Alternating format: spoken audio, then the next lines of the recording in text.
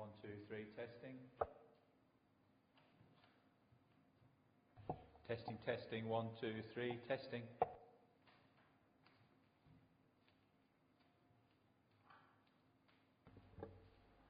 Testing, testing, 1, 2, 3, testing.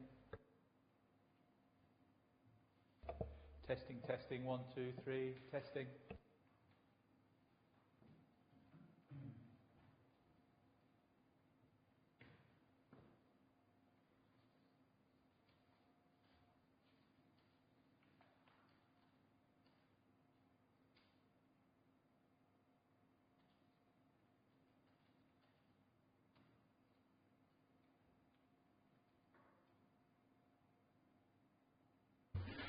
Right, welcome everybody to this afternoon's strategic planning.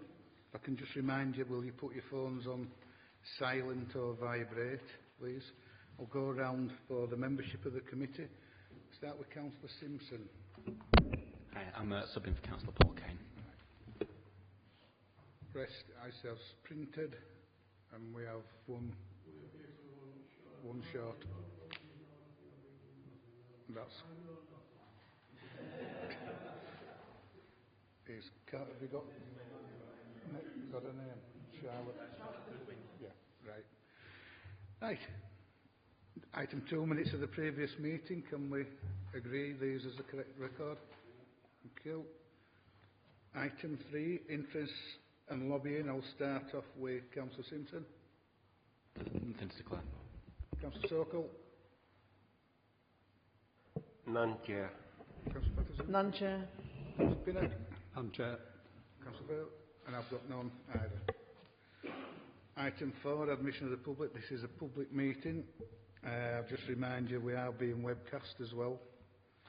Item 5, any deputations or petitions? None received, Chair. Cool. Item 6, any public questions? None, Chair.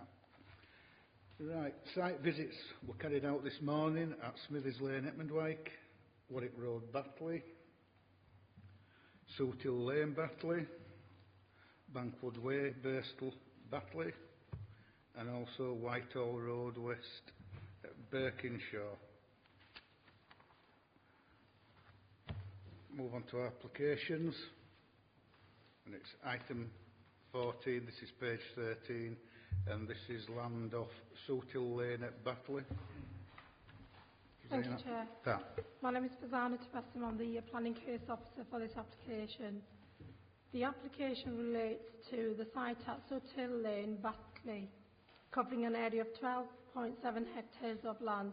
The site is an allocated housing site on the local plan. A site visit was carried out this morning by members. A number of uses surround the site, including residential to the north and west.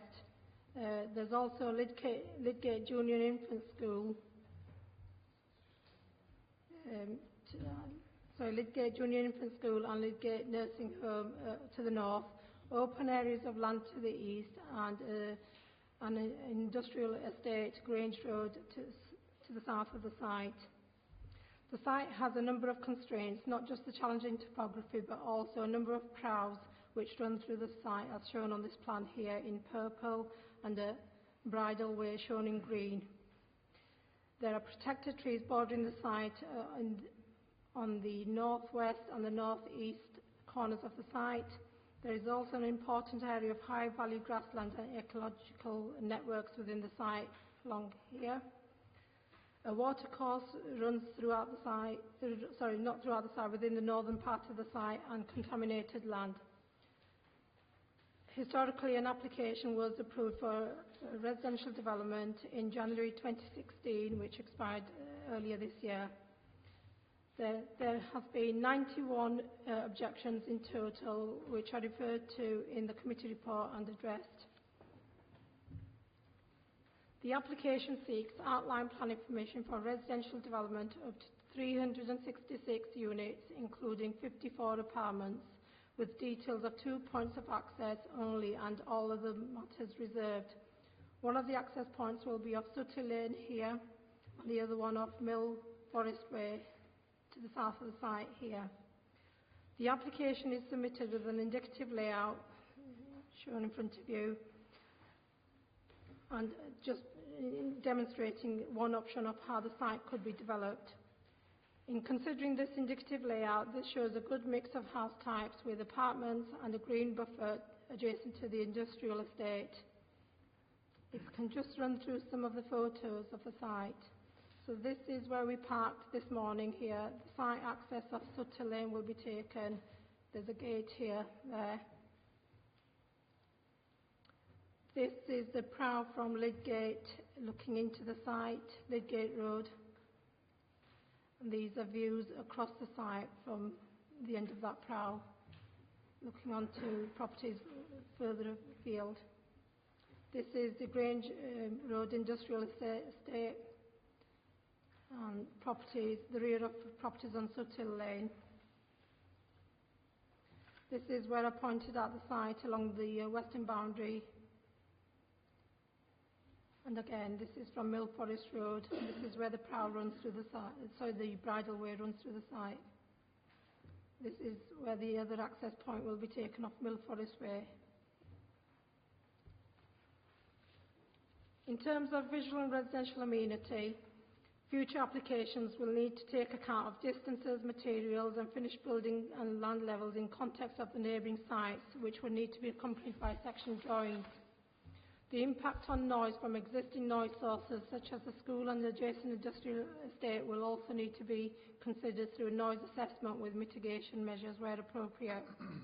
With regards to prows and bridleway, officers have advised these should be preserved, enhanced with improvements to comply with policy requirements. Likewise, the area of high valley grassland and ecology networks to be incorporated into the final layout. Turning to the flood risk drainage issues, at the time of writing the committee report, dye testing investigations were being carried out and have been inconclusive due to overgrown areas. As such, further testing will need to be carried out prior to and which should then inform the layout. This is reported in the update. With regards to planning obligations, the proposals would provide the usual affordable housing, 20%, education contributions, open space as set out in the report, sustainable travel incentives and highway works. Before I pass you over onto my highway colleagues, if I can bring to members' attention paragraph 1.3 in the committee agenda, which sets out this allocated housing site has been accepted as part of Homes England's accelerated construction programme. Homes England have provided funding to help accelerate the site, which is available to support local authorities to develop their land so that it can be disposed of for housing and to see homes built faster on these sites than the usual pace on the open market. In summary, officers are supportive of the proposals of this allocated housing site and request the application be delegated for approval to the Head of Development and Master Planning to secure a Section 106 to cover the matters set out in the report, complete the conditions including those set out in the report and issue the decision.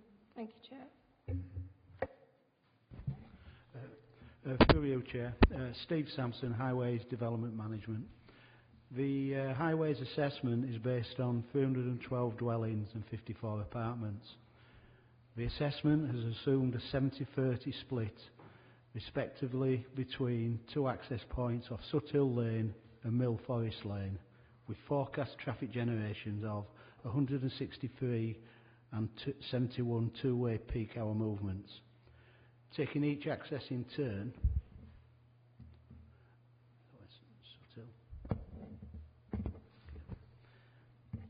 the site access with Suthill Lane will be a priority junction.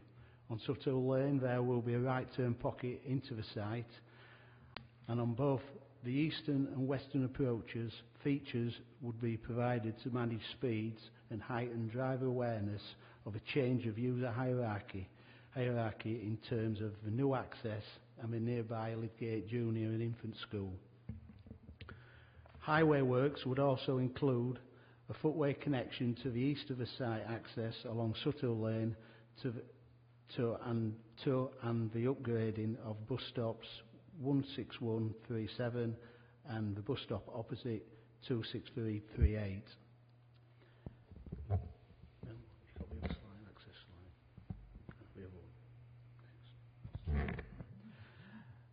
With regard to Mill Forest Lane, the site access off Mill Forest Lane will be a simple priority junction. In terms of modelling of the associated junctions within the vicinity of the site, these are listed in the report and have been assessed and include the cumulative impacts from any large major developments within the area with planning consent, applied for planning consent, or are within the local plan and that are likely to be built out within the next 3 years. 2 junctions have been identified where highway works proportionate to the forecast development traffic to provide improvements to highway efficiency and safety.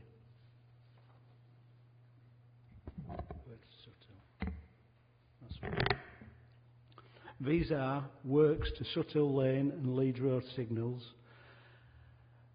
It is proposed that the Suthill Lane arm of its signalised junction with Leeds Road is reconfigured to provide a dedicated right turn lane to improve capacity.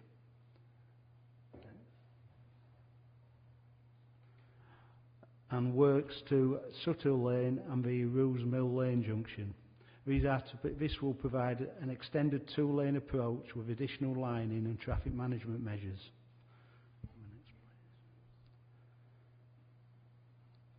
With respect to connectivity, the site benefits from a number of proughs which run through and above the site, linking it to Leeds Road and leading towards Batley Rail Station. A condition would be applied for the assessment and upgrade where necessary of these public rights of ways. In terms of sustainable transport, measures in addition to the proposed works along Suthill Lane, to the west of the site access on Suthill Lane, bus stop 16141 would be upgraded to a shelter with real-time information, and bus shelter 16138 would be provided with real-time information. Residential metro cards and a residential travel plan with monitoring provision would also be required. Thank you, Chair.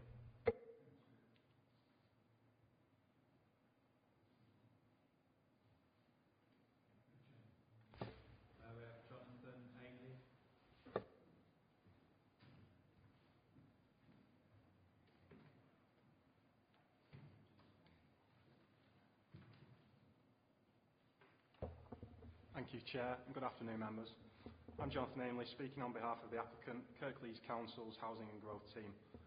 As you've heard from officers, the site benefits from a housing allocation in the recently adopted local plan, and prior to this was allocated for housing in the UDP.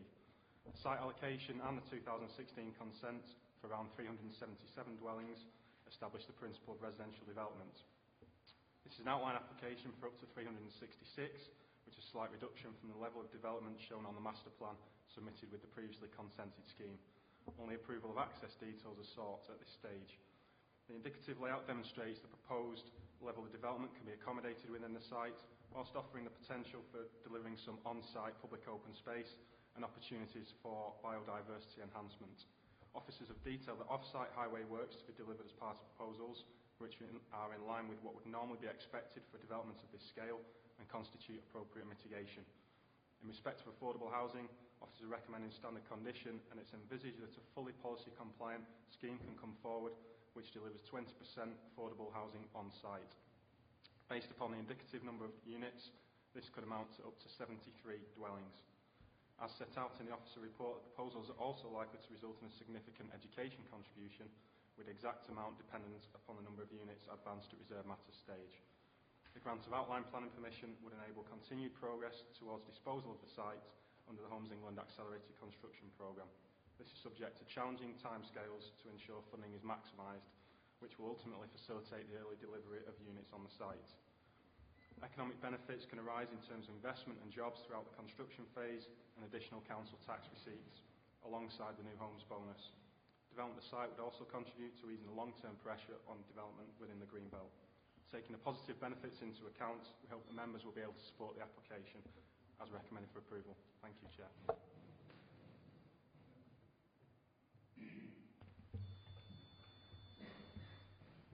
It's over to you, members.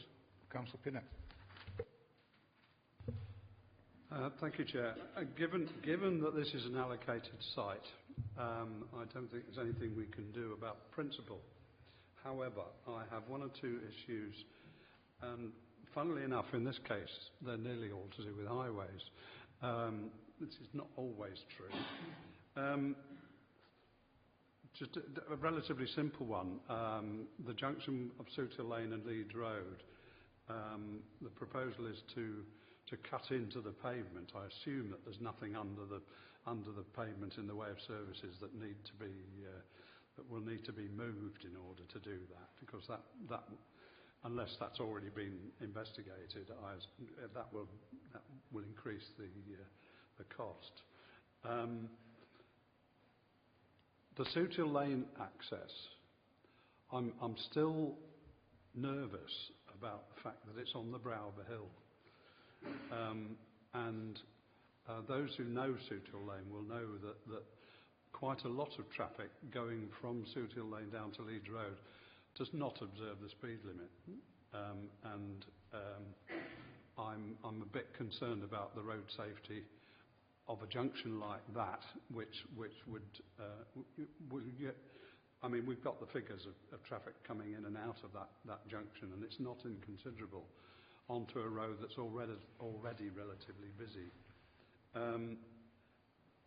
If I can come to the other end, I note that residential metro cards are proposed. That will do absolutely nothing for people living near the other exit, because there ain't any buses on that road at all.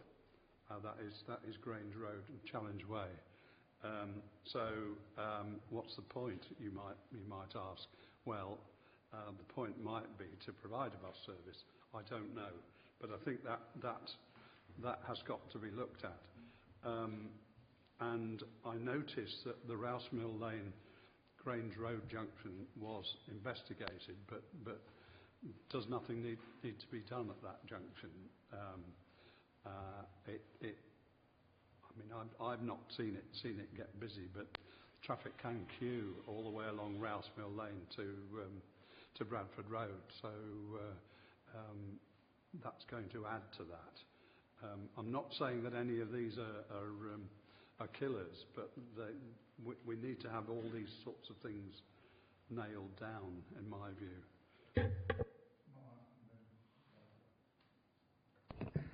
Thank you, Chair.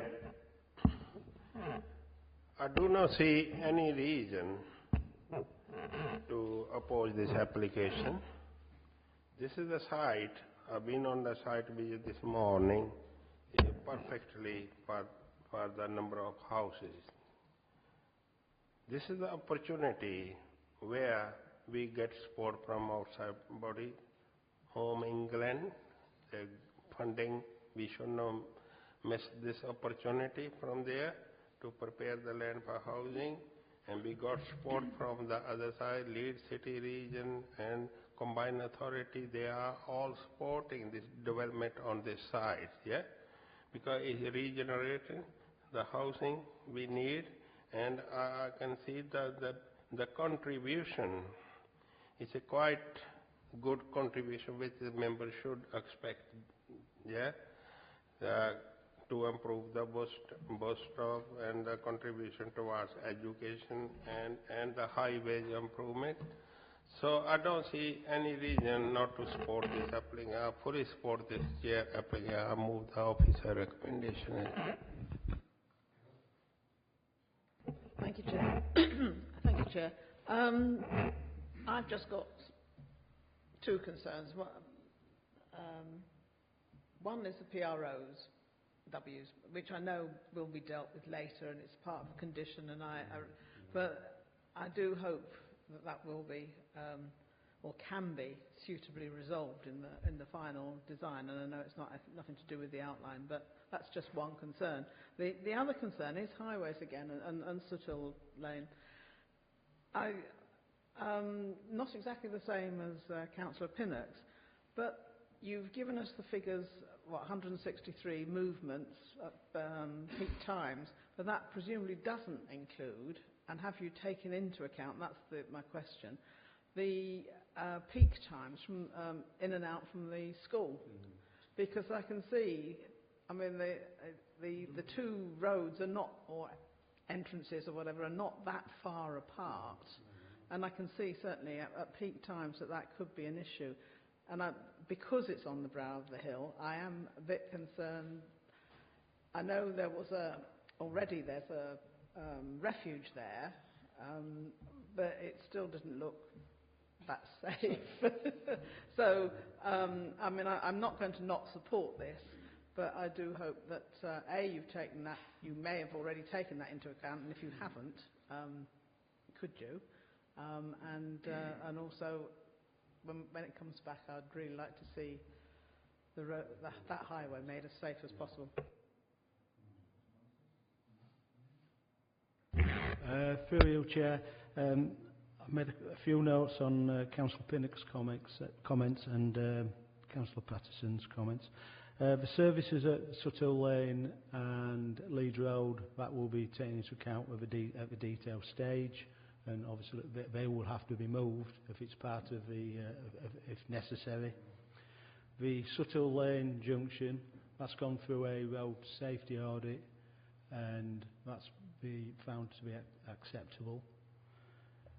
In terms of no buses on Challenge Way, that's accepted.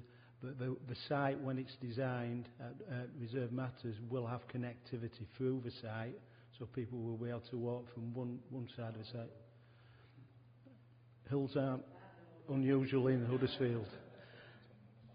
And then the Roose Hill and Bradford Road area, that's actually on a scheme list that's been was assessed district-wide as part of a local plan.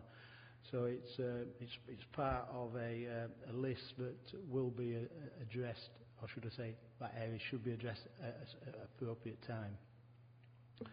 In terms of the traffic generation, as you mentioned, that's 163 vehicles. That's not 160 vehicles leaving. There's a proportion coming into the site. That's spread over 60 minutes. Once you dilute that isn't actually a great deal of movement within 60 minutes. Yeah, there will be some overlap with school start and finish times, but we don't expect that to cause us any great difficulties. And once again, in terms of how the junction operates, it's been through a road safety audit. It meets the guidelines commensurate of vehicle speeds and volumes. Thank you, Chair. Any more? Right. I must admit I did have one or two reservations about traffic, because I do know some people do seem to think that they're 8 and sinner when they're driving up and down South Hill, but so they do anyway. Right, it's been moved by Councillor Sokol. Do we have a seconder? Councillor Patterson?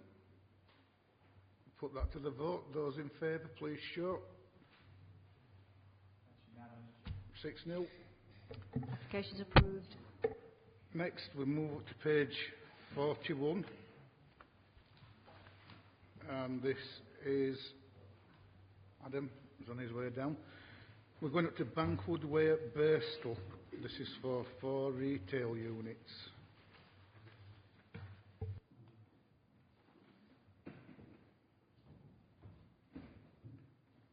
Thank you, Chair. My name's Adam Walker. I'm the case officer on this application. It's an outline application for retail development. Access is the only matter that's been applied for. The site, which you can see on this aerial photograph, which members visited this morning, it's a former business park. It previously contained a number of office buildings that have now been demolished. There are B1 offices, cinema, showcase cinema next door, restaurants on the opposite side, and the Birstall shopping park on the other side of Gelderd Road. In the local plan, the site forms part of a priority employment area. The proposal is for slightly less than 8,000 square metres of retail floor space, including mezzanine floors, and that will be split across 4 units. This indicative site plan shows the position of the units. There will be a service yard behind and parking to the front and to one side. It's proposed to use the existing access as an in and out on this side, and then there'd also be an exit for right turning vehicles only at the back of the site. This is an artist's impression of what the development may look like. Just ignore that access in there because that's not part of the scheme that we're considering. Now, the main issues are the principle of retail development in this out-of-centre location and the impact on the vitality of nearby town centres, health and safety considerations and highway impacts. An independent retail assessment has been carried out on behalf of the council. The application is supported by a sequential test which considers sequential alternative sites in terms of their availability and suitability. Sequentially preferable sites will be those in town centres or edge of centre locations. It concludes that there are no sequentially preferable sites and the findings of this are accepted. In terms of retail impact, there's a detailed assessment that's been carried out and that's summarised in the report. And this concludes that the magnitude of the trade diversion at each of the town centres identified, including Dewsbury and Batley, is such that it could not reasonably be deemed a significant adverse impact, which is a policy test in this situation.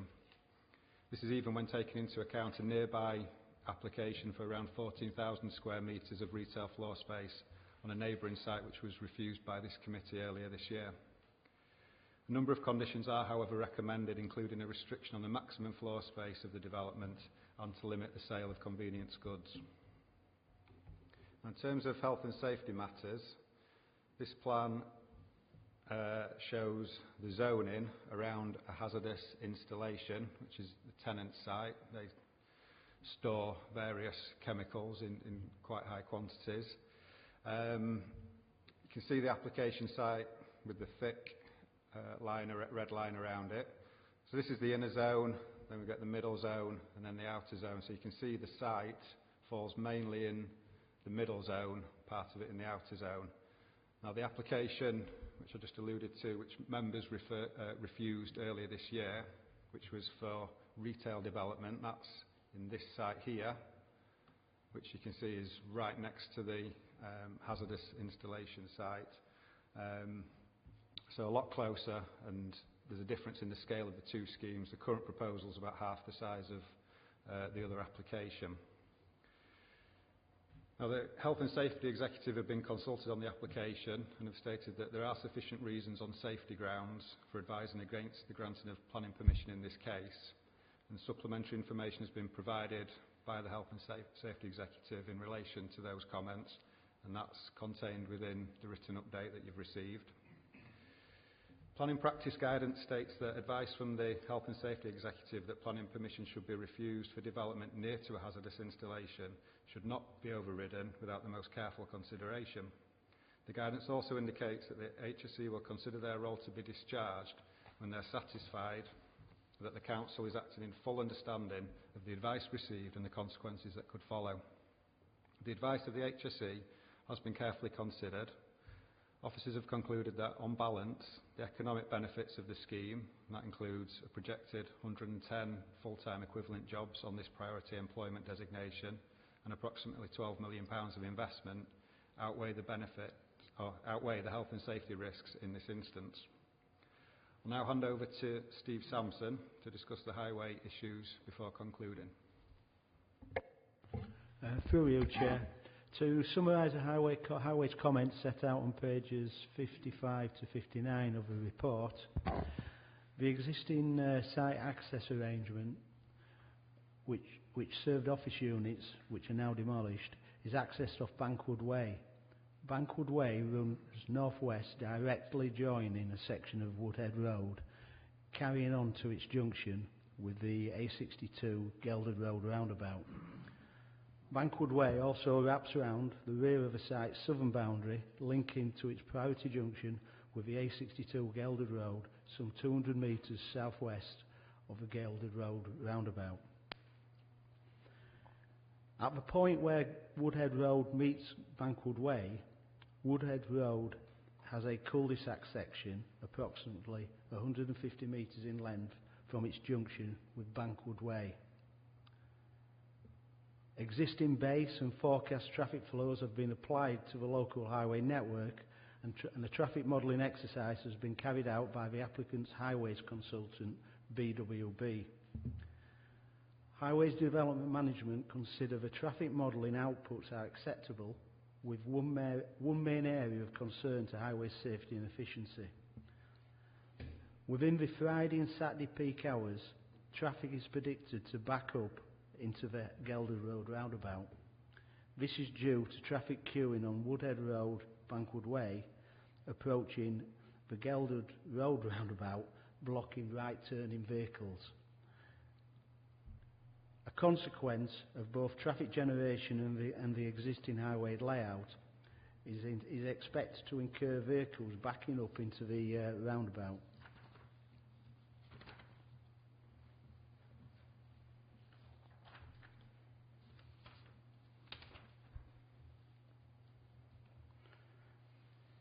Can you put the junction slide up, please? Yeah, right, thank you. In mitigation, it is proposed to change the junction configuration, making Bankwood Way a priority give-way junction, and with Woodhead Road effectively establishing Woodhead Road as a primary route and removing the right-turn conflict and reducing the probability of vehicles backing up into the Gelded Road roundabout. An indicative layout of the proposed junction changes to the priorities has been provided, which will require the provision of a central pedestrian island and associated directional and informative signage. Modelling has been undertaken with the output data indicating that the junction will operate over capacity at times within the Saturday peak hour, with traffic queuing back from its junction towards the site only. So it won't be backing back into the roundabout, it'll be backing into the site. To assist with managing traffic queues associated with the development and the existing uses, a secondary site exit is proposed onto Bankwood Way, onto the southern boundary, together with directional informative signage at the main access onto Bankwood Way. This is to inform drivers of an alternative underused route to Gelded Road for destinations towards Batley. In terms of parking and servicing, approximately 315 car parking spaces have been shown indicatively, which would include an appropriate level of secure and sheltered cycle and motorcycle parking, vehicle electric charging spaces and accessible spaces which would be established at the detailed layout stage. Servicing of the site would be from the Bankwood Way run along the southern flank of the site. In terms of pedestrian connectivity and accessibility, the whole retail park, north and southern areas, have been considered by the applicant within the context of a development proposal promoting practical, sustainable modes of travel. To assist in influencing the reduction of existing and forecast vehicle-linked trips within the area, it is proposed to provide a suite of pedestrian crossing points with enhancements which will include pedestrian crossing points as mentioned, upgrading of existing pedestrian crossing points with tactile paving, new and upgrading of pedestrian traffic islands. In total, the proposal will provide circa 70 pedestrian new and enhanced measures and features. In terms of public transport, the nearest bus stop to the application site is on the A62 Gelded Road.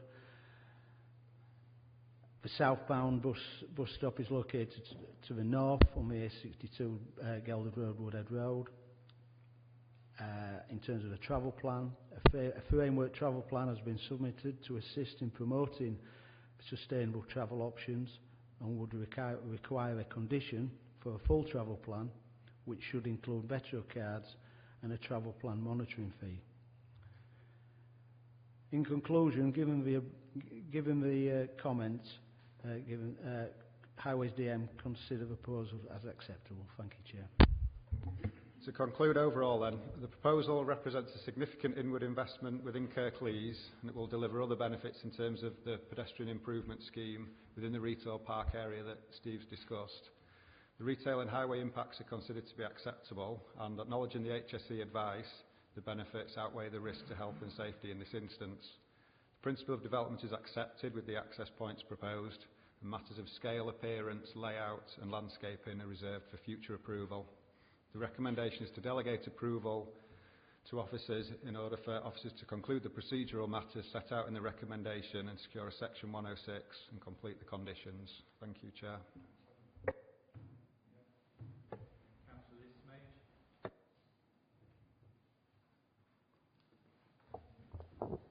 Thank you.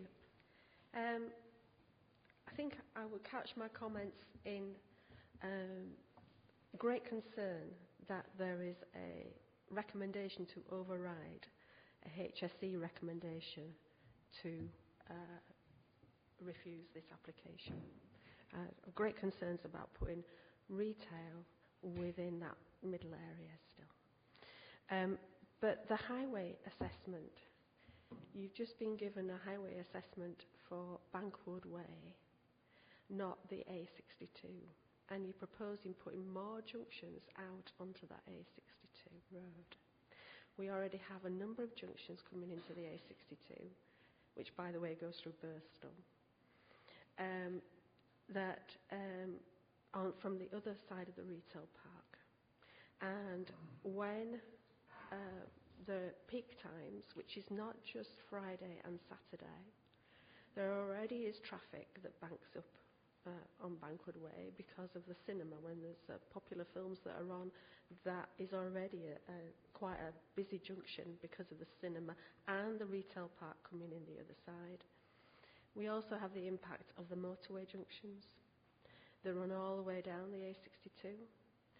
And I would ask, why hasn't there been a greater impact assessment on that whole stretch of A62 down to Birstall Smithies, and including Birstall Smithies, because that is where the traffic jams occur. If there has, then I would have said that there needs to be greater consideration, because we already have problems with traffic around that area. Nothing I can see in the report also mentions the great concerns about air quality around Junction 27. The government have said there's some air quality problems around that area. Birstall is only mentioned briefly in retail impact, and we would want far more helpful consideration to be given to promote historic Birstall. And also, we managed to get some extra signage from the motorway changes, but we would want far more promotion of the centre of Birstall to help reduce the impact of even more retail up at Junction 27. But I would reiterate my great concerns about the overriding of the HSE. Thank you. Do we have Andrea Kaplan? No.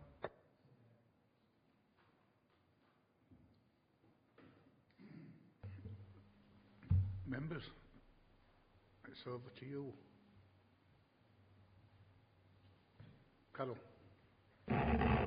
Thank you, Chair. Well, we've been here before, and we've had the HSC advice before, and yes, we did listen to it before. But we obviously haven't in the past, in as far as half of the, we're looking at the middle zone, half of the retail park across the other side of the road is already within the middle zone, as are the restaurants which are this side of the. So there's already quite a lot of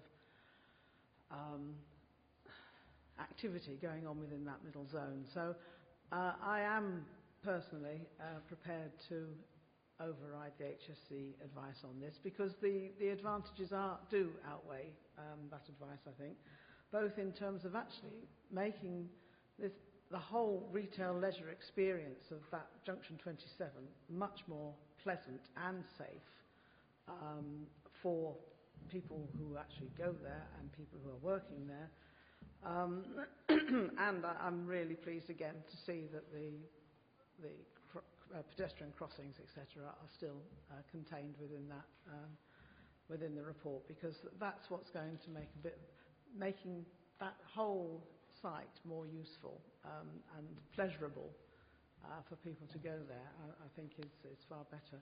I mean, just to pick up on Councillor Smage's comment about the air quality coming from the M62, I mean, yes, it's something I'm always worried about, but I think the way to deal with the air quality is to actually reduce the emissions that the cars are giving out in the first place, rather than allow the cars free rein, should I say, and penalise potential customers of the retail park. So yes, I will move that we accept the recommendation in this case. Thank you, Chair. Well, as I said last time in relation to the other site, this is an accidental retail park. It wasn't intended to be a retail park, and the cinema caused all of that. That's a long time ago, however. I'm in two minds about this, because with the previous application, to me it was an open and shut case, because the retail site was right next to the hazardous site. And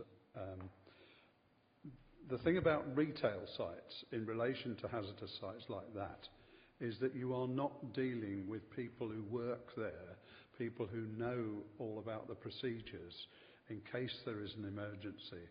You're dealing with people who come to shop there who don't know about that. Well, they might know vaguely about it. And it seems to me that if we were to give permission to this, we need to find some way of telling the people who come as customers to those units about the possibility of emergencies. I know in the nature of things these emergencies don't happen very often, but one needs to be prepared for something that could actually cause a huge amount of damage. Otherwise, the HSE doesn't make rulings like that lightly. They are obviously concerned, and I think that we have got to balance in our judgment whether to overrule what the HSE are saying, but as they say, in full knowledge of the risks. The other point that I want to make is that having been to this whole site in general on a number of occasions, the pedestrian facilities are awful, absolutely awful. Well, this is partly due to the fact that it was never designed as a retail park. So, and actually they're not much better on the other side of Gelderd Road. Slightly better, but not much. And you might say I'm kind of leaning to refusing this, but I am. It's one of these on-balance things. It's not as clear-cut as the other one. It's further away from the hazard. But I think the virtual impossibility of informing retail customers about possible hazards would probably tip me on the refusal side. I appreciate what all of my colleagues have said, including Councillor Smage, but I just want to basically echo what Councillor Patson said. At risk of pointing out the obvious, this is a priority area for growth. It's formerly offices. It's an area that's well established for retail, and it'll provide a number of additional long-term employment opportunities. So given the conditions and the pedestrian improvements that have been discussed, I'm effectively struggling to find a reason on balance to reject the officer's recommendations.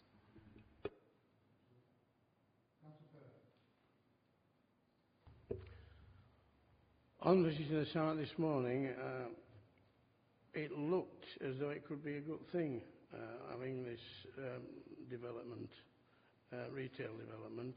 But on a whole, as a whole situation, the health and safety executive, you know, they don't say things just for the sake of saying things. If there is something wrong or they're not happy, then I would suggest that we follow that line. I wouldn't want to put my name to anything that the health and safety executive was against, to find out in later years something happened, and fingers would probably point at planning department, or probably the planning committee. And I wouldn't want to do that, so I'm very wary of this. The health and safety executive, you know, don't say these things just for the sake of saying it. There was also local flood authority. Apparently they've got no objections to the conditions as a 106 undertaking to maintain the sud systems until such time as they're adopted. That's fine. But the health and safety executive I have a problem with. Thank you, Mr. Chairman.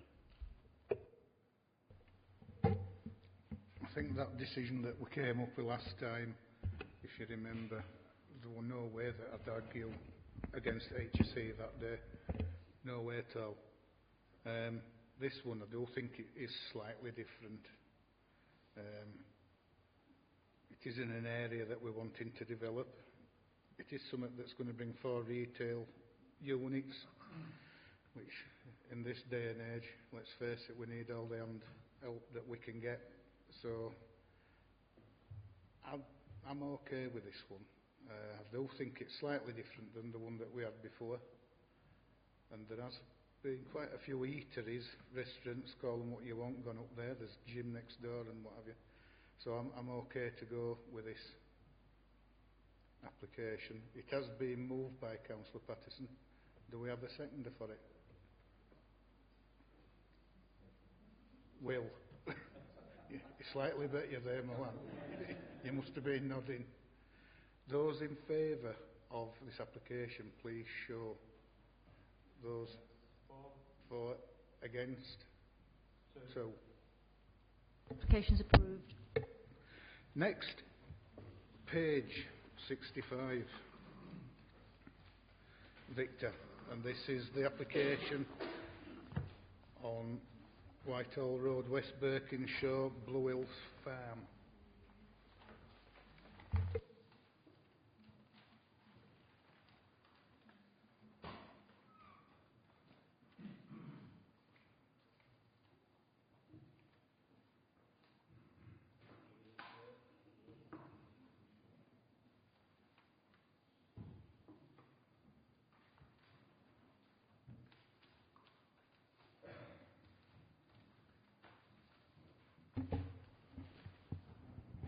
Thank you, Chair. Victor Grayson, Senior Planning Officer, Majors and Minerals Team. Could I draw members' attention to the amended recommendation in the committee update, which I'll return to in my presentation shortly. This is an application for outline planning permission with all matters reserved other than access for residential development. The applicant's description of development refers to up to 127 dwellings. However, a specific number of units would not be fixed if outline planning permission is granted. An indicative layout and images of the proposed development have been submitted for information but not for approval by the applicant, and this application has been brought to committee as the development is likely to involve more than 60 units. The site is allocated for housing in the local plan. Its site reference is HS93. It was previously Greenbelt prior to the adoption of the local plan. The site is largely grassed, as members saw on the site visit this morning, although there are small and temporary structures and a bouncy castle and hard surfaces towards the site's west corner. The site also has high-level overhead power lines running north-south across the site and lower power lines on timber poles that run east-west across the site. And just zooming out from that image, the site's obviously highlighted in red there. Birkinshaw is the settlement to the east, the M62 is to the south of the application site. Hunsworth and the Chain Bar roundabout, that's junction 26 of the M62, are further to the southwest, and the Emmets Reach development being implemented at the moment is to the southwest of the application site. The site also borders the headquarters of the West Yorkshire Fire and Rescue Service to the northeast. The site is not in a conservation area. It does, however, have constraints. The adjacent site includes tree preservation order protected trees which overhang the site boundary, and also includes the nearest listed building, which is the Grade 2 listed former Oakroyd Hall. The site is subject to noise from the A58 and the M62. The site slopes downhill from north to south, and as mentioned earlier, it has overhead power lines. It also has archaeological potential, which I'll return to in a minute. A public right-of-way runs along the lane that serves Blue Hills Farm and its farm shop, and this public right-of-way continues along the northeast edge of the application site. An air quality management area covers the areas outlined in black to the east of the site in Birkinshaw. And then these are just some photos of the site. This is a view from the southeast, looking over the roundabout on Whitehall Road West, which is adjacent to the site. There is already an access point off this roundabout, albeit blocked, which has been used for agriculture-related uses. This is the north edge of the site. The pylon on the right of this picture is within the application site. And this is a view along the north edge of the site looking southwest.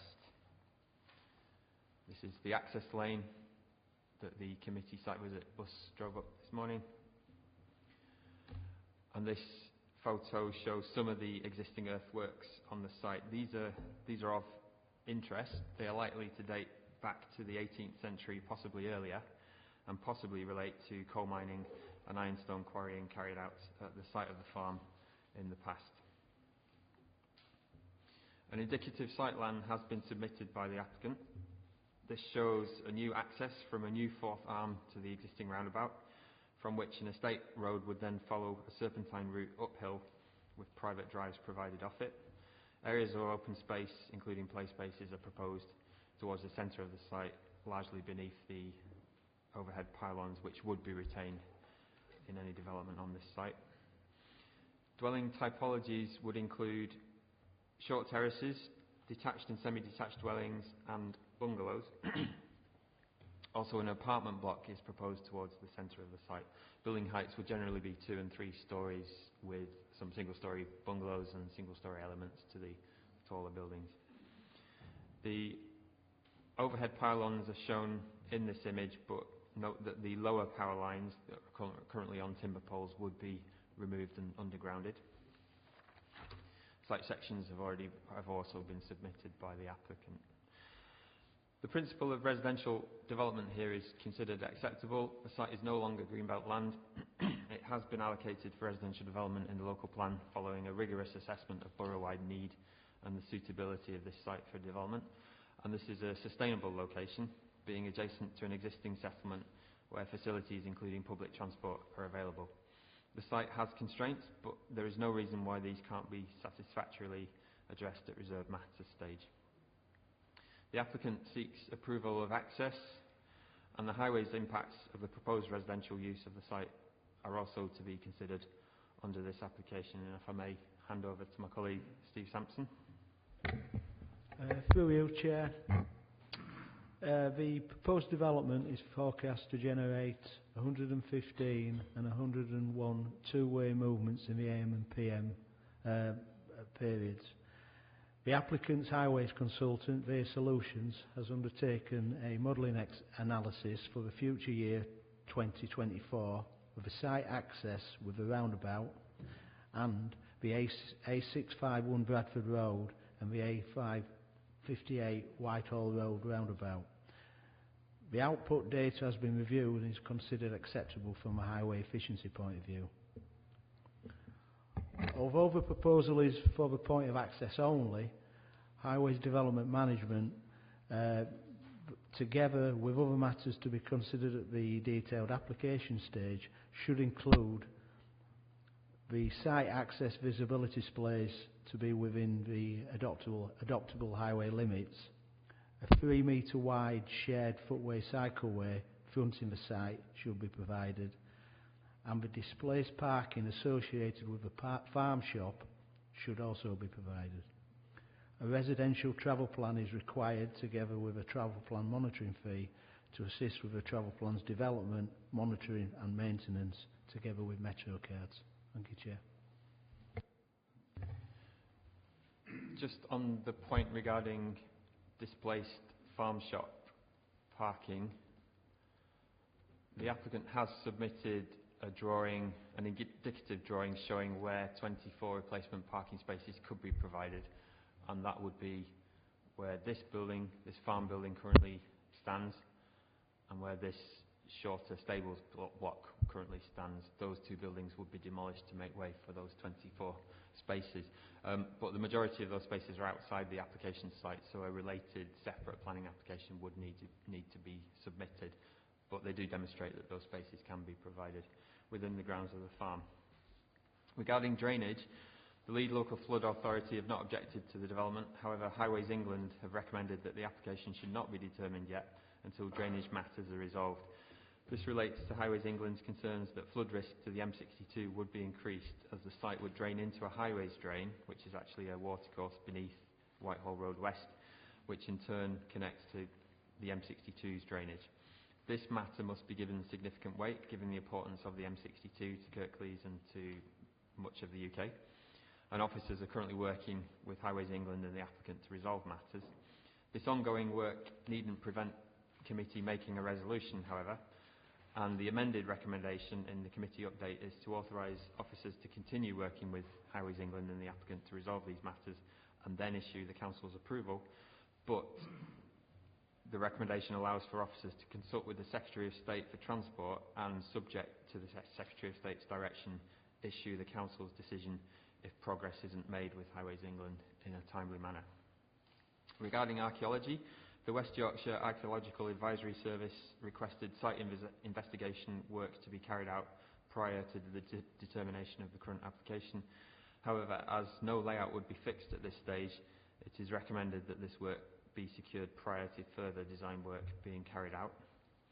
The applicant's information demonstrates that acceptable noise levels can be achieved within new dwellings and in private gardens.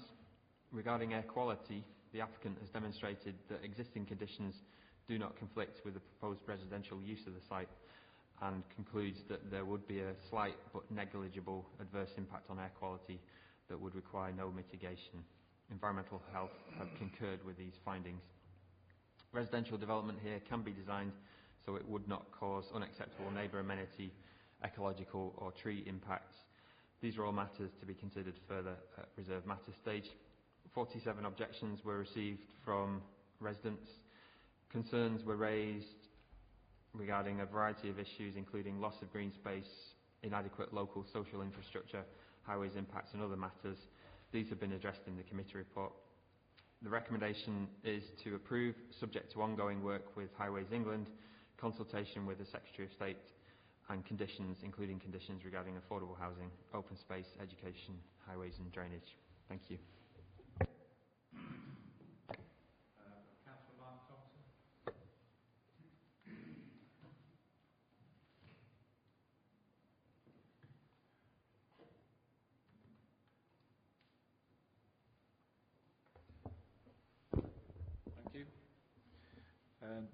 There's several points that I want to make on the that's been listed on the planning, but some more observations about the site as well. Just living 800 metres away from the site, so I suppose I've got a greater insight into the daily trials and tribulations of Whitehall Road and the roundabout, if I may. But sticking to the plan, first of all, in the documentation it states that contribution as far as 538,000 towards schools in the local area. We have at the moment across the road a development of 125 houses being built at this moment in time, some occupied. We also have planning in for another 10 on the same site as that 125. 800 metres around the corner, we have another site of 30 dwellings being built. and just down the road, about 800 metres across the M62 bridge towards Gomersall, another 27 being planned. I would regard that as overdevelopment in just in inverted commas. But on the school side, we have BBG School, new classrooms being built, but already over 100 oversubscribed for this coming year. So the school isn't able to take any more than what's already there. And 538,000 isn't going to contribute to any growth as far as the school's concerned. Birkenshaw Primary School, which is about 3/4 of a mile away from the site, is oversubscribed and no potential for any more classrooms. So the children that might go into this site have really, even at primary level, have got nowhere to go. So that's the school side. As far as highways are concerned, anybody would know that lives within 2 miles of that site, that Whitehall Road is congested most of the day, not just at peak times. At peak times it's gridlocked, it doesn't really move. And with it being one of the red spots as far as air pollution is concerned, I find it hard to comprehend why we would consider 125 further houses, which could mean upwards of 200 more vehicles in that area. And then we talk about metro cards. I know for a fact that one of the officers has told me that over 80% of metro cards are never used, so it's a worthless exercise at best. Plus the fact that we haven't got a regular bus route on Whitehall Road going down there anyway. So excuse me, I'll have to put my glasses on. The pylons has been taken care of. The highways I've just mentioned, archaeological trenching, which we've already discussed, which I feel should be done pre-application rather than waiting for the application to come. Because thinking about a planning or a developer allowing it to be delayed once the application goes through, it reminds me of allowing the fox to go into the chicken coop and count the chickens. And I'm not sure that it mixes too well. We've got another site at the side of the M62, one of the busiest motorways in the country, and now we're talking about putting another 125 dwellings right next to the motorway, as is the E-fields just over the way, another 125 at the side. Historic flooding on that particular part of the land. Topography, is it really right for 125 dwellings? And as far as the highways are concerned, I wish somebody had spent some time up there before they even bring applications like this and consider what impact it will have on the local community. We can't get to schools even when the kids are in 2 of the schools in Birkenshaw. So those are my thoughts, ideas and feelings as far as this application is concerned, and I thank you for your time. We have Richard Gee, who's speaking on behalf of the applicant.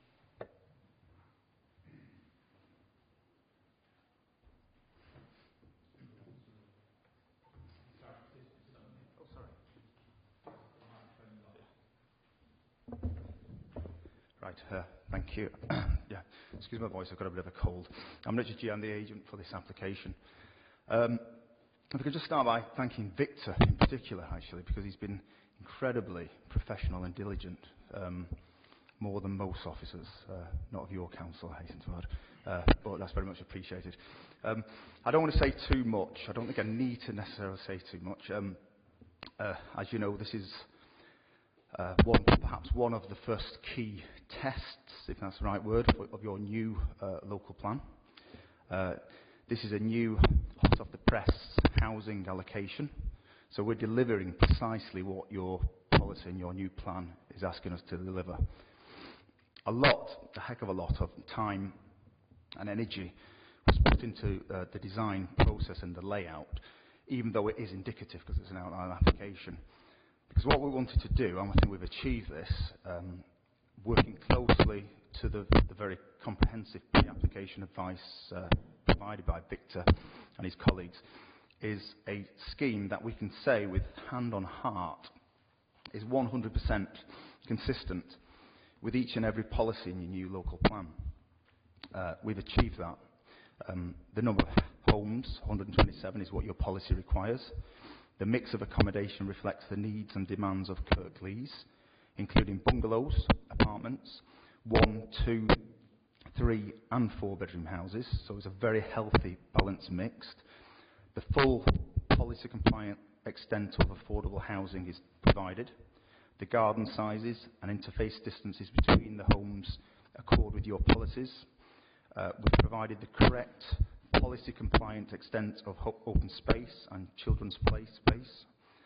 So all told, and acknowledging it is an outline application based on indicative details at this stage, we trust that you'll be delighted, we hope you'll be delighted to see such a policy compliant scheme coming forward on one of your new, as I say, hot off the press housing allocations. Just picking up briefly, if I could, a couple of Councillor Thompson's comments. Education. The law tells us that any financial contributions, Section 106 contributions, need to satisfy certain legal tests.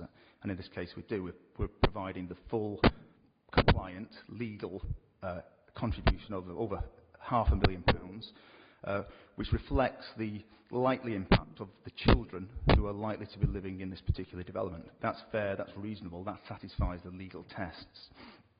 In terms of air quality, as Victor's pointed out, we engage with a team of air quality specialists to produce documentation, which is... Sorry, okay, finished, yeah. Yeah, okay, sorry.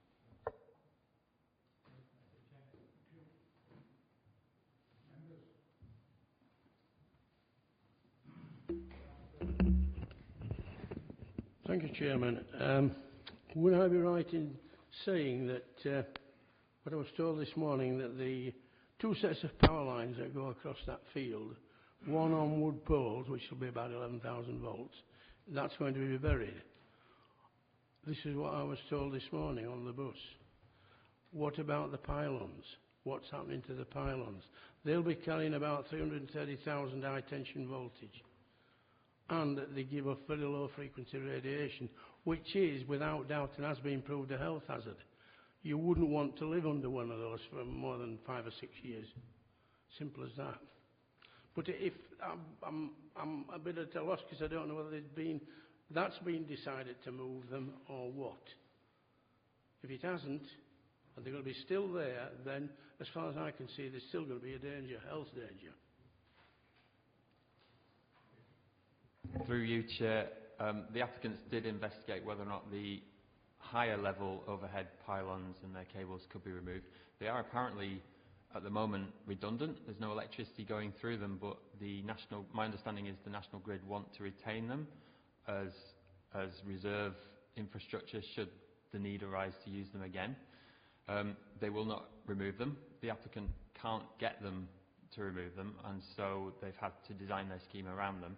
And you'll note that beneath the cables of the overhead power lines, the applicant's proposing open space, drainage, swales and most of the estate road rather than houses and gardens. The lower level power lines that run east-west across the site on timber poles, they would be removed and laid underground under the access lane that runs up to Blue Hills Farm. I still beg the question, why the heck would we want to leave pylons up there with nothing running through them?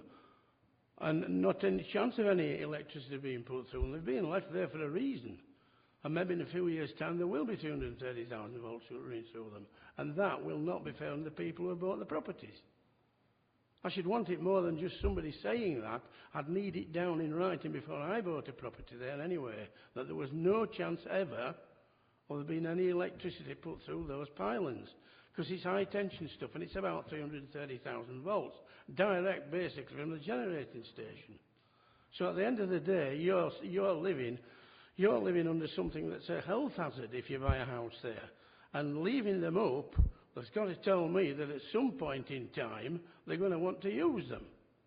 You wouldn't leave those things on the... Because they are a blot on the landscape of pylons. They're a total blot. And if they aren't going to use them, then for goodness sake, pull them down. Take them down. Thank you.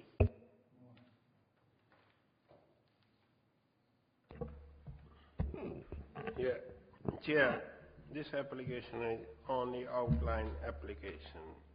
I know there are still some issue to be resolved, like highways, England, drainage, or some contribution toward education, as the ward councillor have raised it. I think there are quite few issues to resolve, but because this is only outline application, we are still getting another detailed application later on. If we approve the officer recommendation today of our outline, I put some condition when we get the detailed application to negotiate with the developer. I think on this one I would be happy to approve this one. Thank you. Thank you, Chair. Once again, this is an allocated site in the local plan. So the presumption is that we would approve at least an outline application, because you know, some of the things that do flow from planning applications can be dealt with at reserved matters or full application stage. But it's close to the motorway. I'm not clear whether at this stage we need to look at mitigation measures for those houses that are closest to the motorway, rather in the same way that we did with the development on the other side of Whitehall Road. Clearly, it's got to be made definite that any archaeological investigation must be done pre-commencement. I know we would usually specify that, but I think we should make absolutely clear that that's a pre-commencement condition.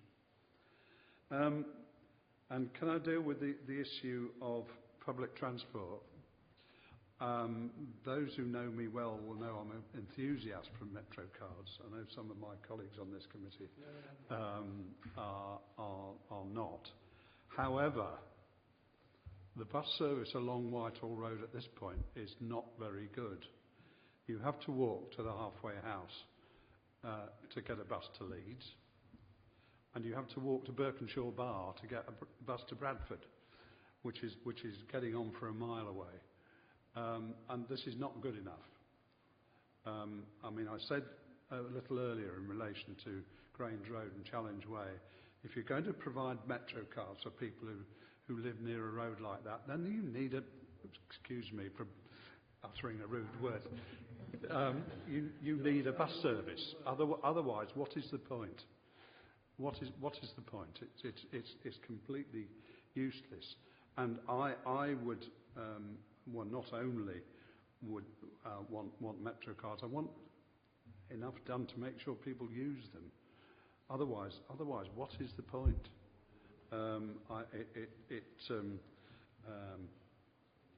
It just seems a bit pointless. We are talking a lot and a lot more about modal shift in transport, and if we're serious, and particularly since we passed that motion earlier in the year about the climate emergency, we ought to be doing our utmost and bending over backwards to get people to use public transport. But you know, this is a sort of rant, I realise, but some of the application sites in the plan are not at the moment in sustainable locations, and they need to be brought within that somehow or other. So a lot more work needs to be done in order to provide bus services that we're trying to get people to use. I don't think that wouldn't stop me from voting in favour of it, but I feel I've made the points I need to make on this issue, which I do think are important, and we need to be serious about it.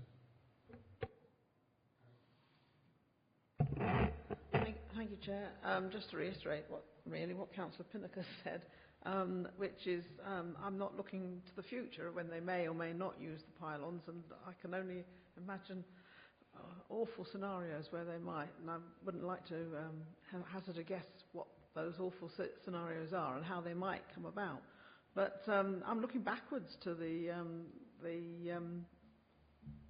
historical remains there, or whatever they are.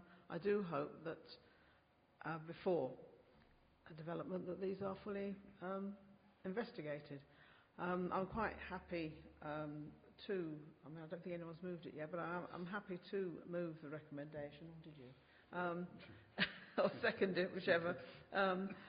With the, well, bearing in mind that, those sites do need to be fully investigated, and also the Highways England drainage problems or potential problem needs to be sorted.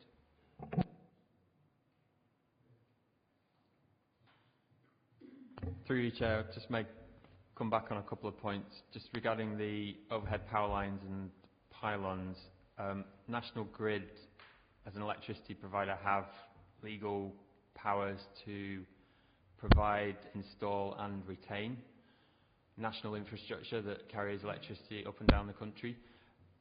This issue is genuinely beyond the control of the applicant. They have had to design their scheme around these pylons and overhead cables that are to remain on site, even though they're currently not in use.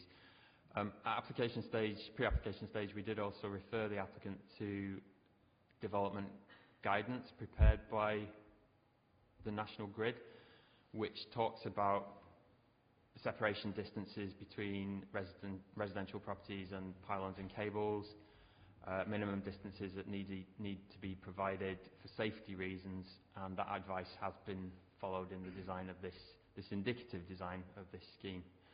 So at officer level, we are satisfied that there wouldn't be an unacceptable health risk to residents based on this indicative layout. Just on encouraging residents of this development to use sustainable modes of transport, there is a reference in the committee report to a possible contribution of £63,000 towards the provision of Metro cards. That's one of the options that the council can consider at reserve matters stage. The funding may go to Metro cards, but when we have a detailed scheme in front of us, we can carry out a more detailed assessment as to what would be most beneficial for this site and for Berkenshaw. There is also the travel plan that the applicants have submitted in draft form at application stage, and the recommendation from officers is to require implementation of that travel plan and for the developer to provide a £10,000 contribution to the council to make sure that the travel plan is being implemented. It's a monitoring fee of £10,000. Plus there is also the requirement for a 3-metre wide combined footway and cycleway directly outside the site, which is going to contribute towards enabling residents to move to and from the site using bicycles and their feet. Thank you, Chair. Can I just make a point and put this issue of the health hazard for the pylons in a planning and legal context? Councillor Firth is of the opinion that they are a proven health hazard. He's also of the opinion that they're a blot on the landscape. That's opinion. What is a fact and is a concept recognised in planning law is that there is a concept of a fear of health repercussions, and also there may very well be an alien feature in the landscape. But I want to just contrast opinion with what is recognised in law.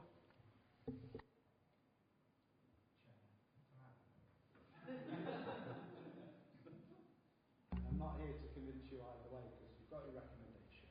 You know it's an allocated site. You know it's an outline planning permission that you're being asked to grant. What I'm hearing from members is around high quality, improving sustainability, and trying to ensure that the quality of place we make for future residents, noise, odours, air quality, we take that on board. The local plan will help achieve those outcomes. I think the scheme has been well designed, and you heard from the agent in that regard. We have got some further work to do. think it's really important as this committee moves forward with these new sites, large-scale sites, and a high frequency of these large-scale sites coming forward, that you see the reserve matters, you see the quality agenda and the details that you get show that Kirklees is adding value to its planning commissions. So I think we've got quite a bit to go at the next stage, but you're clearly getting the right message across to the development community that you want the investment, but you want it to add value to our places and our community. So I think that message is quite well received. So I'll leave it at that.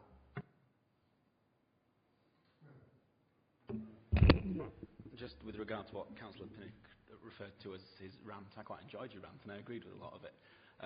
But as Mohan said and Matthias has just informed us, this is just outline application and a lot of things can be dealt with. So I don't see any reason why we shouldn't accept it at this stage.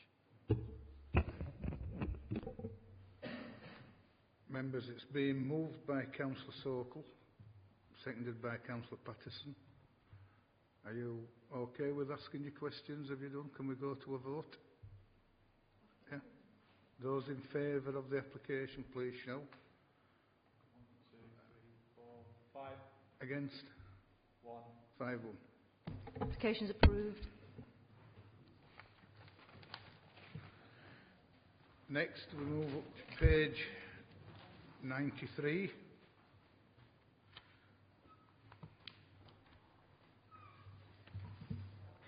And this is Warwick Road, Batley. Emma. Thank you, Chair. My name is Emma Thompson and I am the officer presenting the 3 applications for residential development off Warwick Road.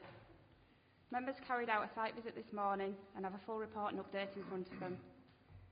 The proposed developments are presented together and considered in conjunction with one another, being served off the same access from Warwick Road. These are the site location plans. And this is the site layout of the 3 applications. The applications were previously presented to Heavy Woolen Subcommittee, where the resolution was to delegate approval subject to securing Section 106 contributions for affordable housing and public open space.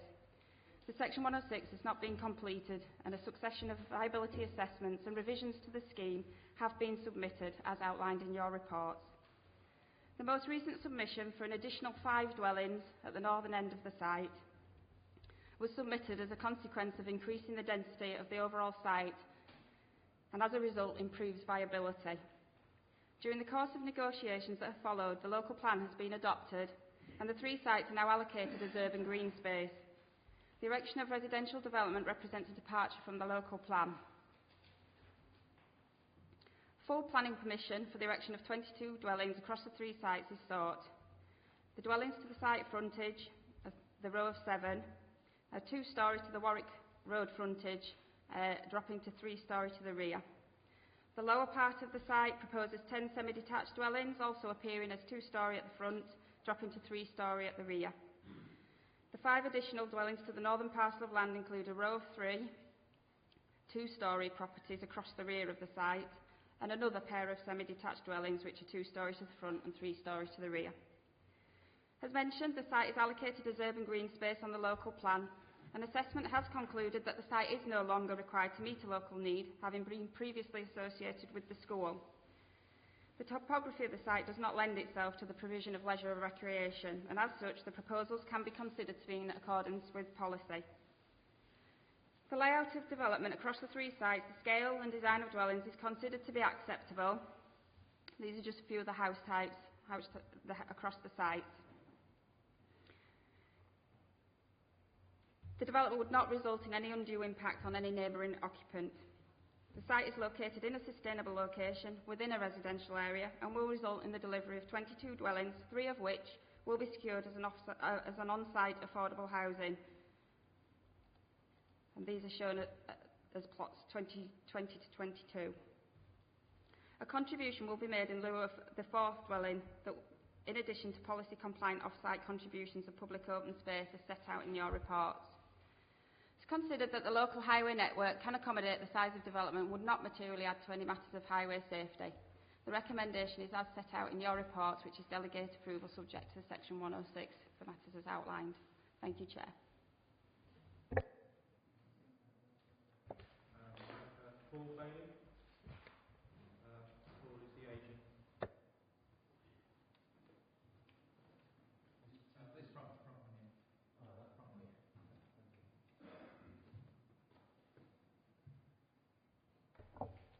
Thank you, Chair. I might need my glasses, I might not. Let's have a go without them first. Yeah, thank you very much, Chair. I know this application has been in for quite some time, been in for about 2 years, and did go to Heavy Woolen Committee originally. It's been a bit of a frustrating time, particularly for the applicant, because we felt that the goalposts were changing and there were policy changes as well along the way over the 2 years. I think you have looked at the site this morning. It's a challenging site, to say the least. Piece of wasteland which has probably been unused for a very long time between Warwick Road and Bradford Road. There are a lot of constraints on the site. The site falls 21 metres from Bradford Road to Warwick Road. There's an easement that runs through the site. There's a history of some ground instability. There are other constraints as well on the site which have affected obviously viability and the design of the site.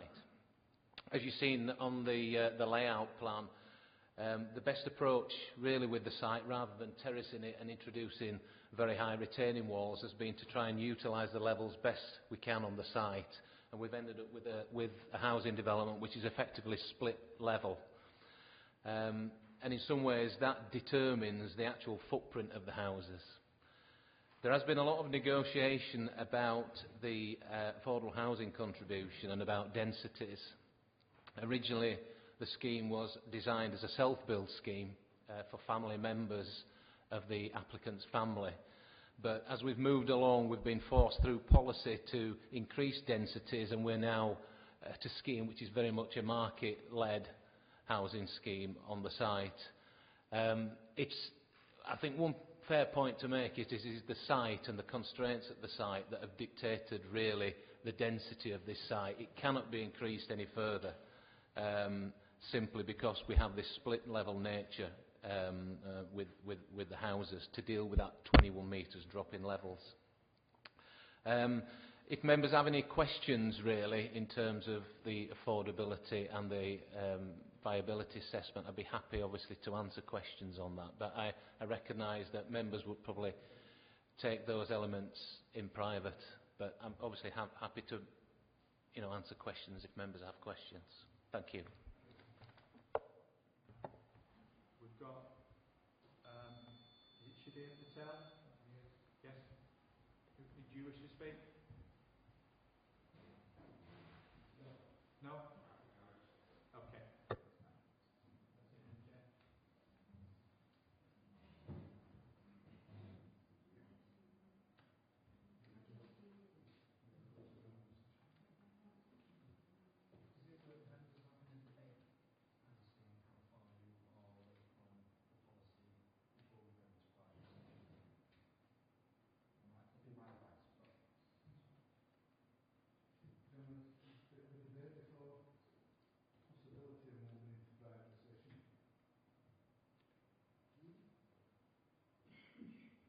The only reason I say that, Chair, is if you look at the recommendation in terms of the Section 106, it isn't our standard policy approach, but it is still an offer on the table, so it's whether members feel that that is sufficient in the round of the other issues, or you feel that actually we've got issues and we want to debate that early on.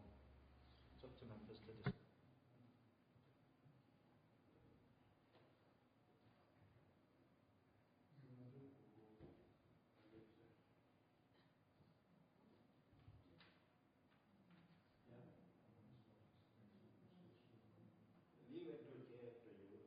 I think what we'll do at this juncture, we will go into private session because I have a funny feeling some things are going to crop up. So we might as well get it over and done with now. Okay, is that all right with you? Yeah. Right, we'll move into private session.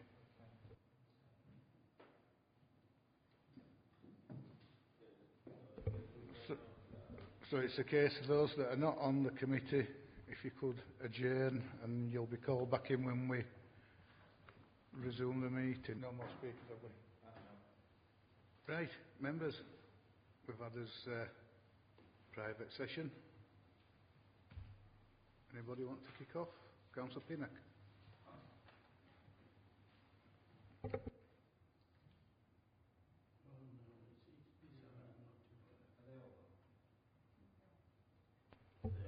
Thank you. It's a procedural issue, really. We've got 3 planning applications here. I think my intention is to propose officer's recommendation, but do I move all 3 of them together? Well, I will move all. Yes, I will move all 3 together. That we approve officer's recommendation with all the associated bits and pieces added on to.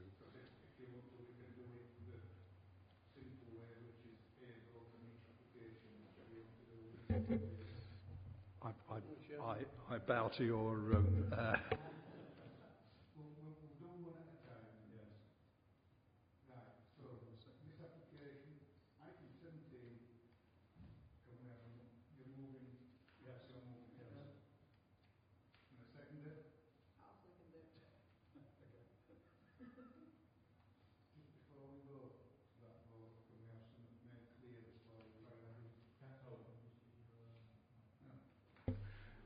Regarding the pulling forward of hours, if you remember what we spoke about in the private session.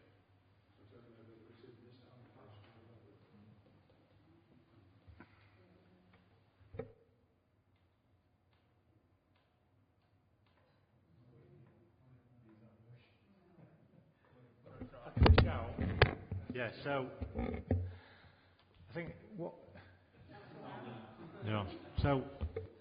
what members from picking up from what they would like is for the implementation of the key infrastructure, such as the affordable housing. They would like that to come forward early on in the development. So we would ask that when the Section 106 is drafted up, that the obligations within that require that early on in the process of development. That was what the committee may well require. Thank you. Right, so we've got there. So it's being moved by Councillor Pinnock, seconded by Councillor Patterson. Those in favour, please show. Thank you, that's unanimous 6-0. Next, move up to page 107. Same mover and seconded again. Those in favour, please show. Okay.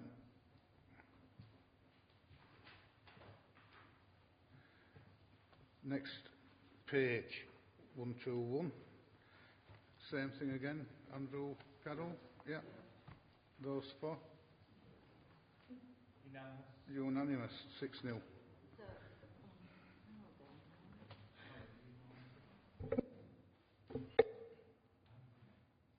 Right. Application 2017-90322 approved. 2017-90324 approved. 2018-93949 approved.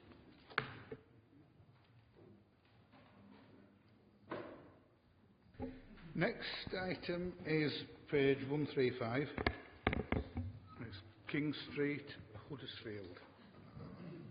And it's a good one, is this? You'll like it.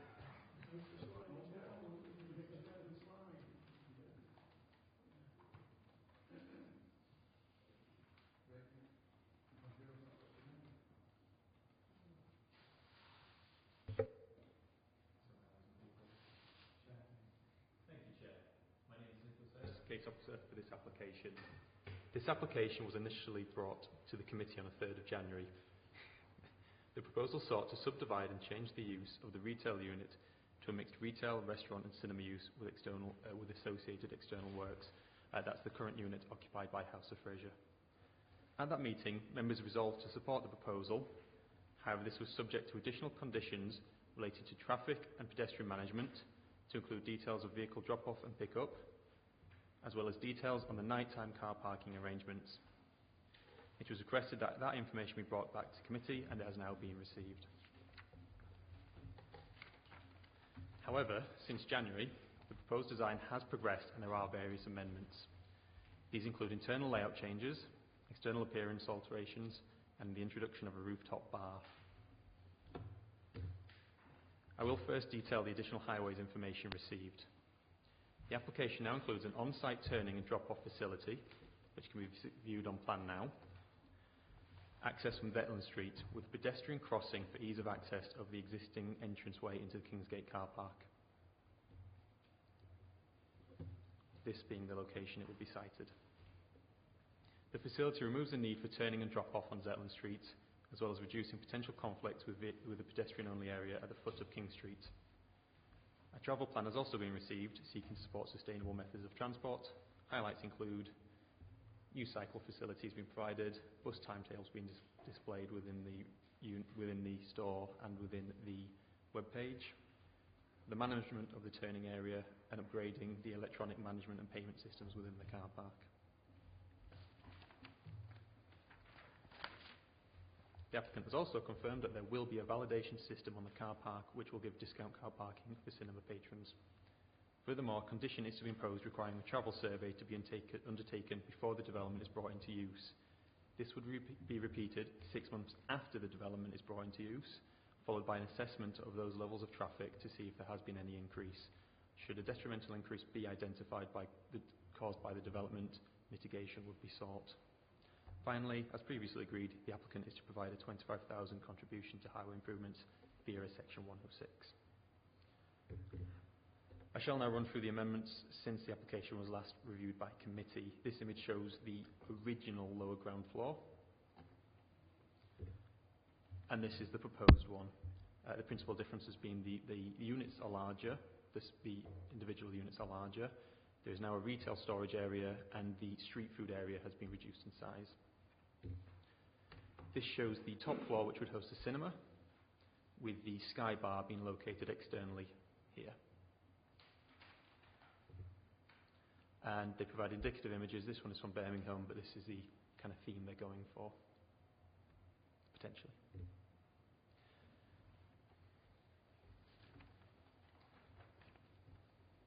This is the previously viewed external appearance, and this is the amended one. The rooftop extension remains the same, as does the lower ground floor glazing and canopy. The feature entrance to the cinema is to be removed, located here. And of particular note is the inclusion of an external slide. This connects the roof terrace to the lobby of the cinema. This image shown here is indicative, and we would require full details when it has been technically designed.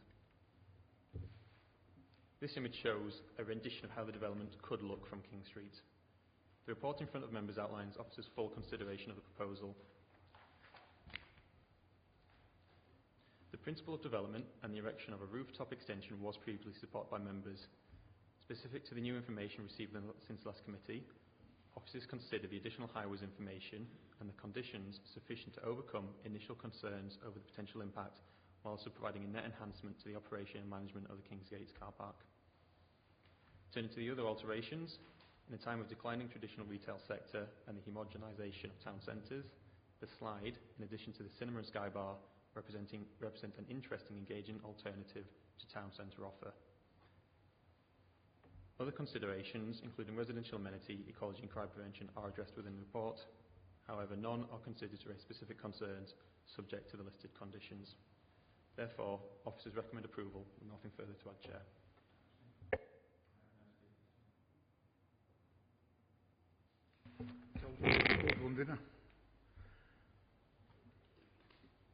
Are you volunteering to go down slide first, Mullin? I do as well. Mullin? I'm not quite sure about this timetable yet. At this time, open time is just for the unit where we are talking about application, or is the whole Kingsgate area? The time is over there.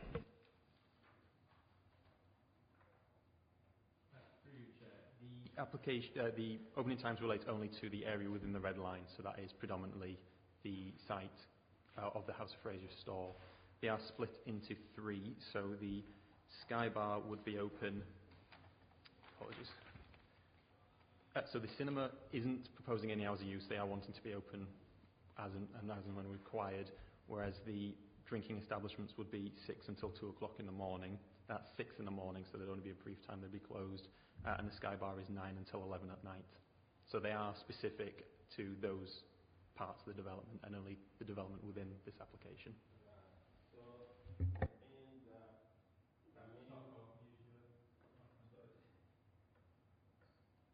So that means the main gate on the Cross Church Street, it will be locked up in whatever time now, yeah? Leads into the retail element of the King's Gate, so this would be looking to enter through the mall entrance down here for when they're open, so the retail element would be closed as it is now when the retail isn't open.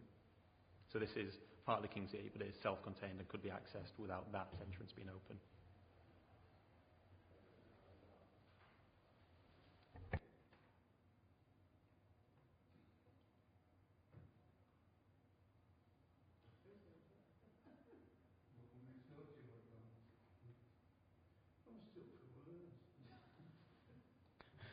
Oh, that's better. Just a question to the officer. Is this slide on the external part of the building? And will you be able to go down the stairs if you want? And what sort of a corkscrew is it? Is it a left-hand or a right-hand thread? Can you tell me that? Not at the moment. All right, okay. Oh, you've done very well answering all those three questions. Thank you.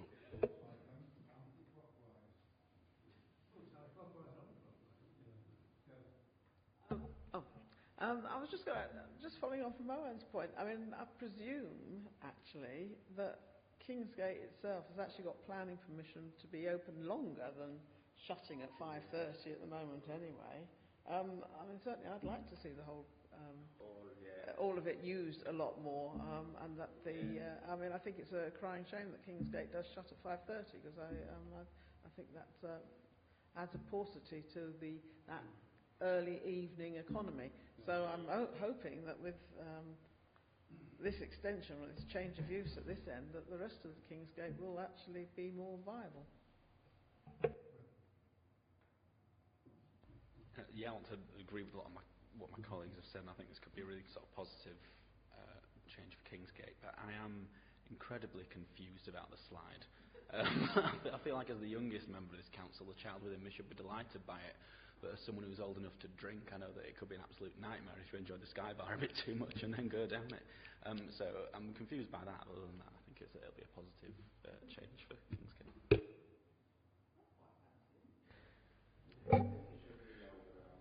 I think those of us that have been on this committee for a while, it's a huge change, is Kingsgate, from what it was 3-4 years ago.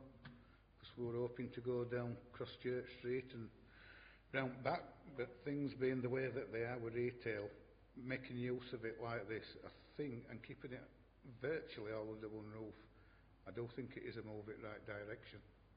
So I'm very happy to see this, and I hope we get on with it pretty damn quick.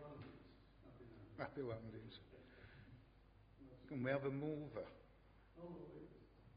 Moved by Councillor Firth, seconded by Councillor Patterson, and I hope we get on with it ASAP, because we do need to do it. All those in favour, please show. Thank you. That's 6-0.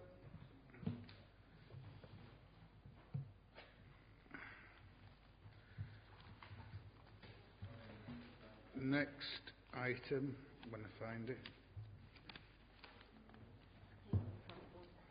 page 151. Glenn.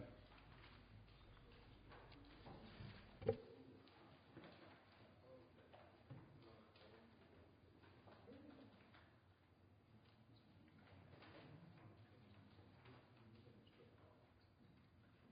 you, Chair. My name is Glenn Wakefield. I'm the case officer dealing with this application. Members will recall from this morning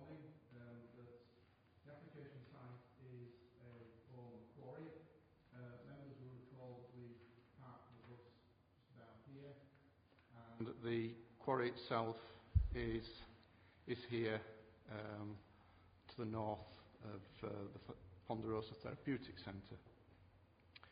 Site is about 1 kilometre southeast of Heckman Dwight Town Centre. It has a mixed rural commercial setting. You have commercial operations here to the north of the site and over here to the east, some residential over here, but to the south there's a lot of open land. Having said that, the Ponderosa Therapeutic Centre does use quite a bit of that open land to the south.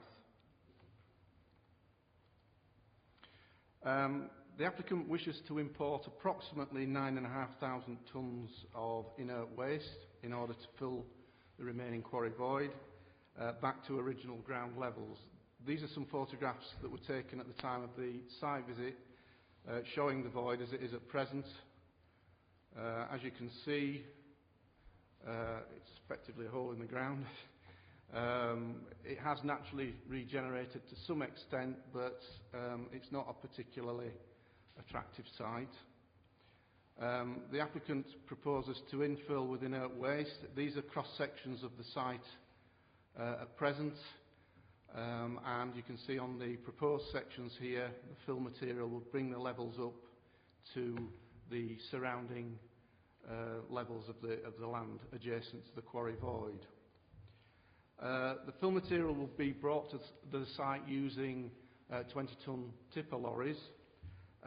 The applicant has estimated that at a constant rate the site could be filled in 3 months, and that would equate to 7 to 8 deliveries per day. However, landfill tends to be a little bit hit and miss and relies on campaign type operations, and the applicant has indicated that they should be able to do this with no more than 25 deliveries per day. That's 25 vehicles in, 25 vehicles out at a maximum. So that potentially could happen at busy times, but generally it will tend to be a drip feed of material coming into the site. Access to the site will be via Smithies Lane. You came down on the bus this morning. I'll just show you the aerial again. Coming down Smithies Lane here, turns along the access to the Ponderosa Therapeutic Centre, and then the access to the quarry, it cuts back up the hillside at an acute angle. It is a challenging access, but heavy vehicles will be able to get up that climb. The applicant has indicated in the submission that vehicles could manoeuvre in the old sewage works around here in order to face in the correct direction and then climb up the access track. A full assessment of the application has been included in the report. I'll just briefly touch on the principal issues that have been considered. Firstly, its impact on the green belt. The site is just inside the green belt. The belt of trees just here marks the boundary of the green belt. The impact on local amenity, including landscape character, impact on the local environment and highway safety. With regard to the green belt, it's acknowledged that this proposal would initially have a limited detrimental effect on openness and therefore represents inappropriate development. However, it is considered that its final use would contribute positively to the green belt in this area, and the long-term benefits associated with this proposal would outweigh the potential harm caused. As a consequence, as outlined in the committee report, officers consider that very special circumstances have been demonstrated in this instance. This proposal would therefore accord with Greenbelt policy in the National Planning Policy Framework. It's considered that noise and dust resulting from these operations could be adequately controlled on site and would not therefore lead to significant adverse impacts on the amenity of local residents, and hours of operation would be restricted to minimise disturbance to the nearest residential properties.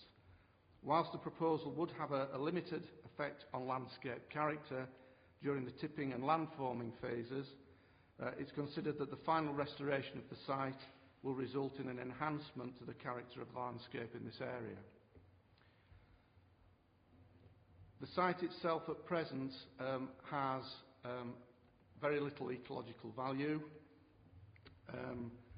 This proposal offers an opportunity to enhance biodiversity in the area through a sympathetic restoration scheme and provide connectivity with the surrounding habitat networks. The proposals would see the site being restored to nature conservation, involving wildflower, woodland and woodland scrub planting. From a highway point of view, subject to the implementation of the measures recommended by the Council's Highway Development Management Team, the proposed access arrangements are considered to be adequate and to accommodate the number of HGVs associated with the development over the temporary period required to complete it. No representations have been made by members of the public in connection with this. It's recommended that in this instance the committee delegate approval of the application and the issuing of the decision notice to the Head of Development and Master Planning in order to complete the list of conditions, including those contained in the report. Thank you, Chair.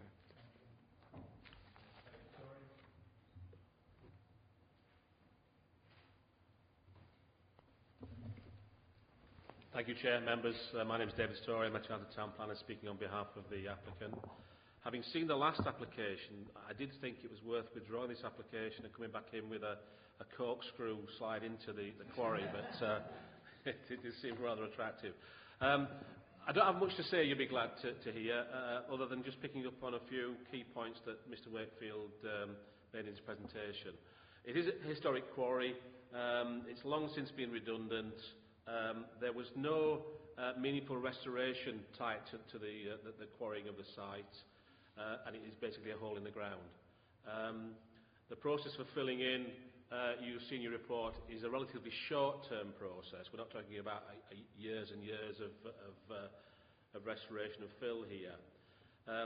In Greenbelt terms, I've got a slightly different view to officers on this one, in that in the National Planning Policy Framework, it acknowledges that engineering operations can be appropriate development in the Greenbelt. This is an engineering operation to fill this hole, and the end use is obviously a restoration of ground levels, but also the extra benefits in terms of biodiversity and ecology enhancement that flow from it. All would suggest that this is very much a positive. As it stands at the moment, it's a bit of a liability in that it's an accident waiting to happen for any trespassers who could potentially fall and injure themselves into the site. So I would hope that you would accept officer's recommendation and support approval of the application. Thank you.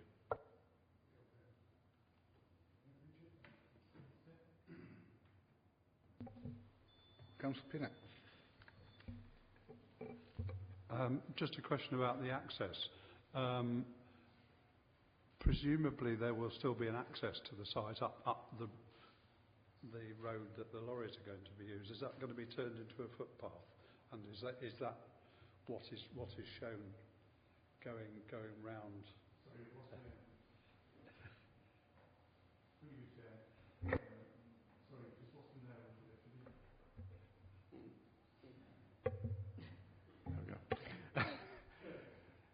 Could you just repeat that? Sorry. Sorry, the road that the lorries are using to get onto the site, would that be retained as a footpath or some other form of access? So are we talking about the track that actually goes up to the quarry here? That isn't a footpath. It is just an historic track that was used to the actual quarry void. So it won't be used as a footpath during the filling operations. Is that your concern? Ah, right. Well, it could be. It's up to the landowner. It's not a public right of way. It could be given as a permissive right of way if they wanted to do that.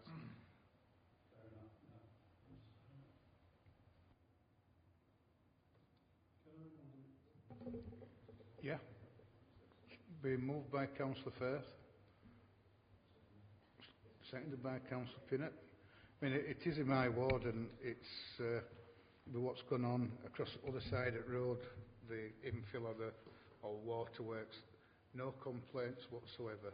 So I'm quite happy for this to go ahead, and I think it will enhance the Greenbelt land.